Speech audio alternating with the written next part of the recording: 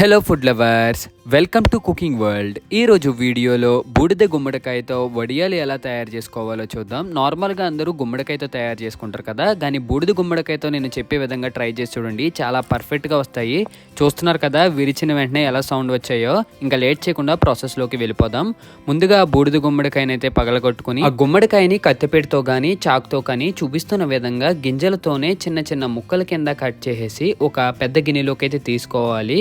మనం గింజలతో ఉంచితేనే టేస్ట్ ఉంటుందన్నమాట. కొన్ని గింజలు ఉంచేసి ఒక పెద్ద గిన్నెలోకి తీసుకుని సెపరేట్ చేసుకోవాలి. ఇప్పుడు బూడిద గుమ్మడికాయ ముక్కలన్నిటిని రుబ్బురోల్లో వేసి చూపిస్తున్న విధంగా బాగా మెత్తగా కాకుండా కచ్చాబెచ్చగా దంచుకుని ఒక గిన్నెలోకి తీసుకోవాలి.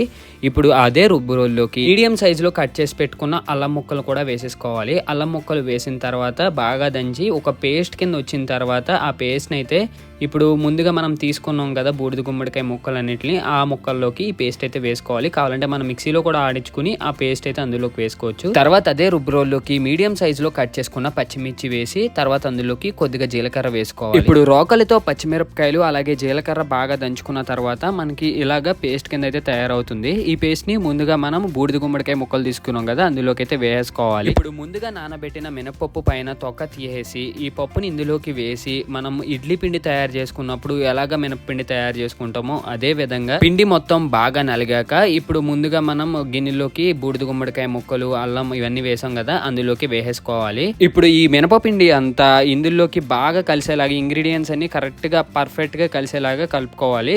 కలుపుకున్న తర్వాత మనకి ఒక పేస్ట్ కింద అయితే తయారవుతుంది అనమాట.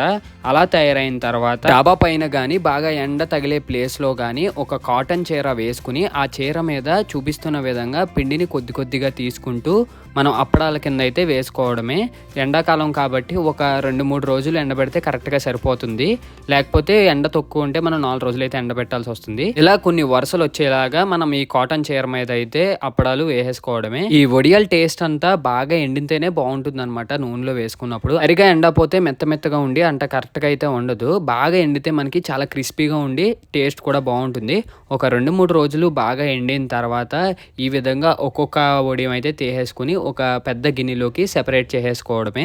స్లోగా నేను చూపించే విధంగా అయితే వడియాలు నీట్గా ఒక్కొక్కటిగా తీసేసుకుని ఒక పెద్ద గిన్నెలోకి తీసేసుకుంటే మన బూడిద గుమ్మడికాయ వడియాలు అయితే రెడీ అయిపోతాయి. సాంబార్ కానీ చారు కానీ లేకపోతే పప్పు కానీ తయారు చేసుకున్నప్పుడు వేడి నూనెలో వేయించుకుని తింటే టేస్ట్ అయితే అదిరిపోతుంది. That's it for today video. మీకు నచ్చినట్టయితే లైక్ చేసి షేర్ చేసి సబ్స్క్రైబ్ చేయండి. ఇంకా నెక్స్ట్ వీడియోలో మళ్ళీ కలుద్దాం. బాయ్.